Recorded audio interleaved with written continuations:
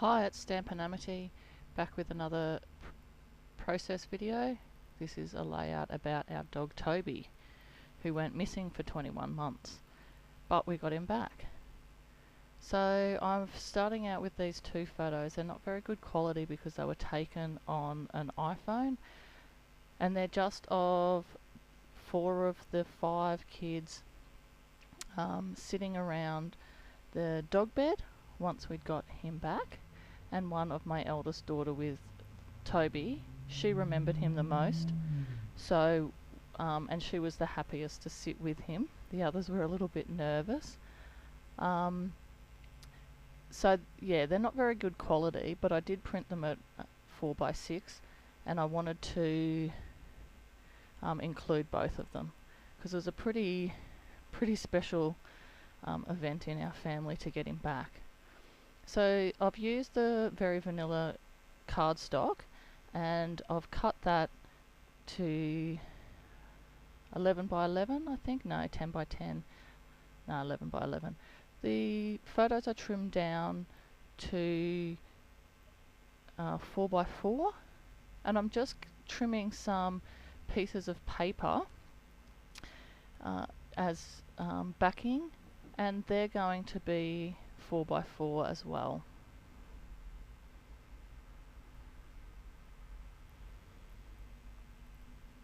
I chose these papers because I really like the way that you can manipulate them, because they're quite thin. They're more like old books, and I liked the way that you can use those in comparison to the way you can use a normal piece of cardstock.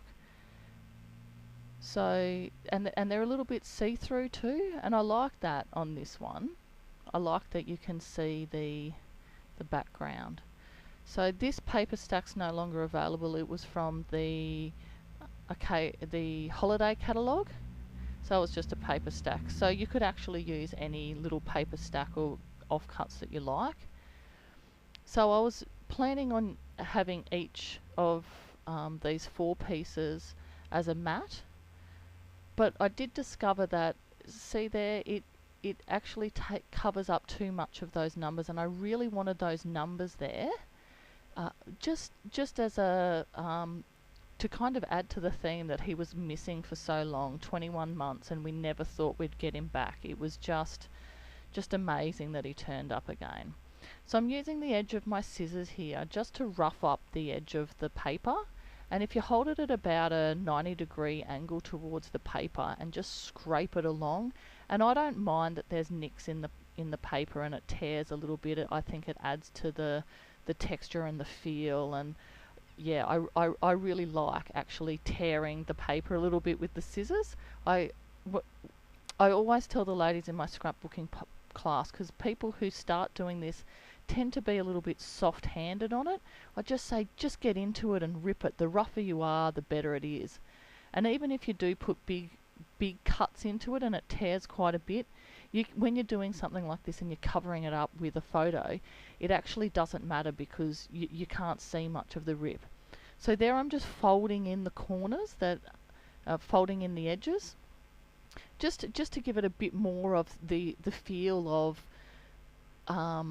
age, and yeah, I really like the texture of it. So see how it's tearing it. I mean, it does. It made my photos a little bit dusty with the paper fragments, but if you didn't want to, you could just take that away. So I just stamped the wood grain onto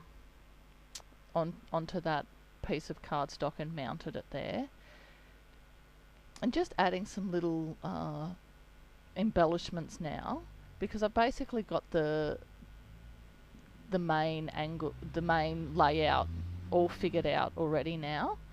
So it's just about adding a few embellishments and seeing how I want it to turn out.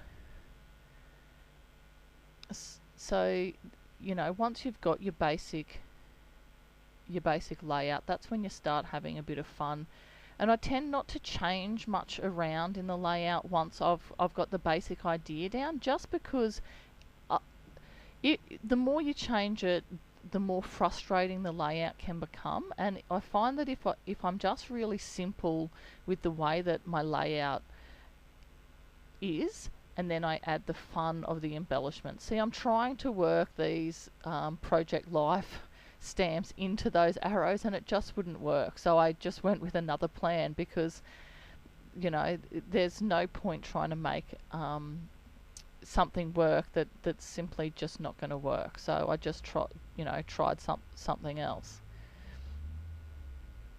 But those Project Life ones are really fun because they suit any occasion.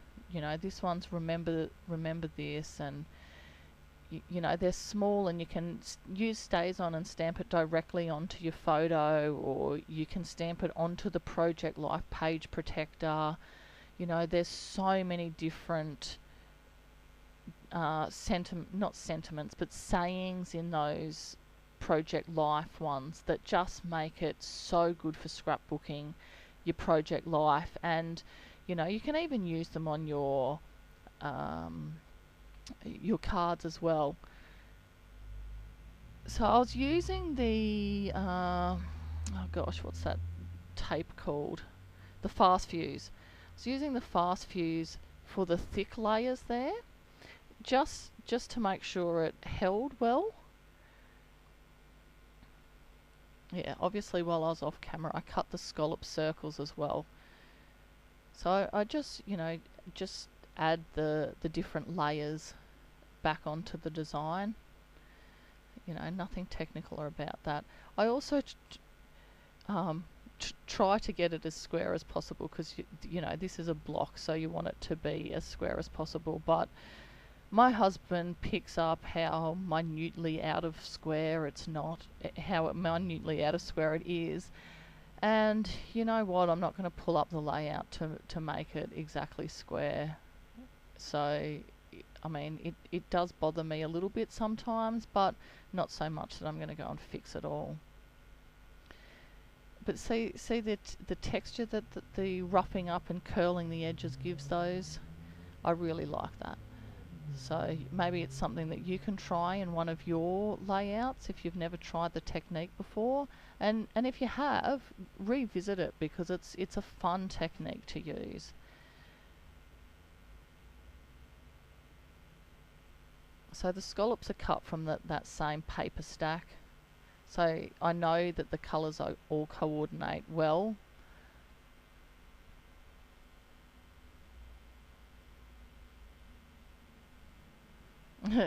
I'm going to cut the middle out of this to do paper saving. If you've never done paper saving before, it's, I didn't actually need to do the paper saving out of the middle of this, but I love this stripe.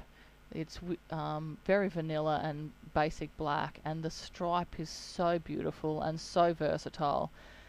And I'm probably not going to buy another pack of this paper, so I did want to make sure that I did save a bit, because I'm covering up the whole back of the piece of the paper.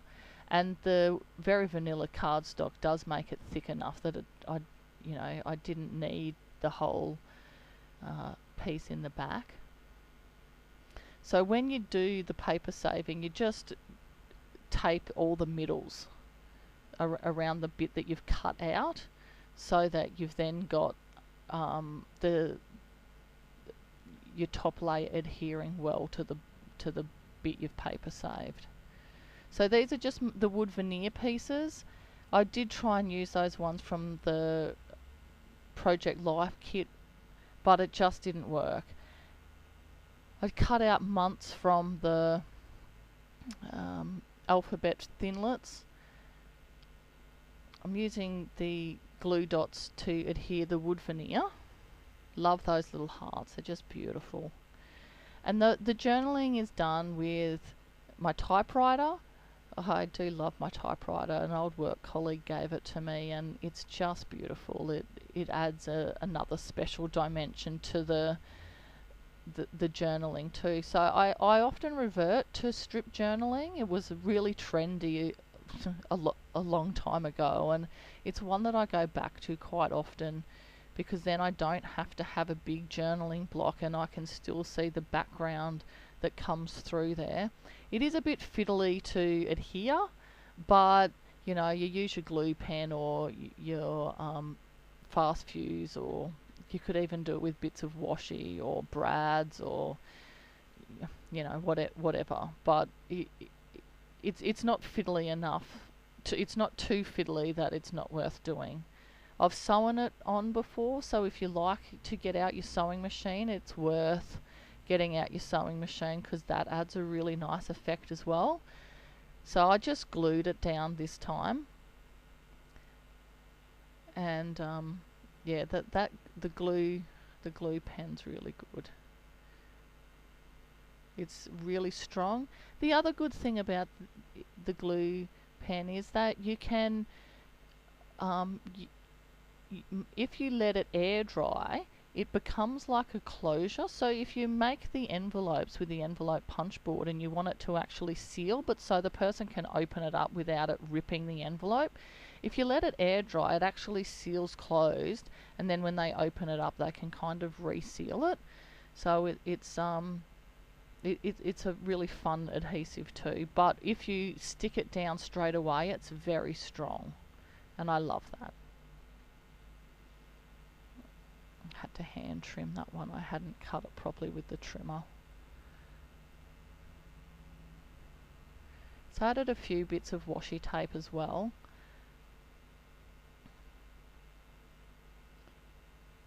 I do love that grey striped washi. That's from the This and That collection, and you can get that in a bundle, and it saves you a bit of money. It's quite nice, 15% off I think. So here's my layout, and I'm really happy with the way that it turned out.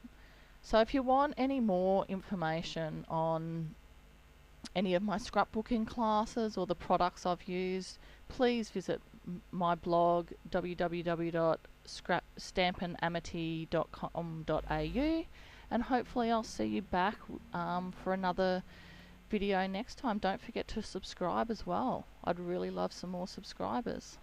Thanks very much. Bye.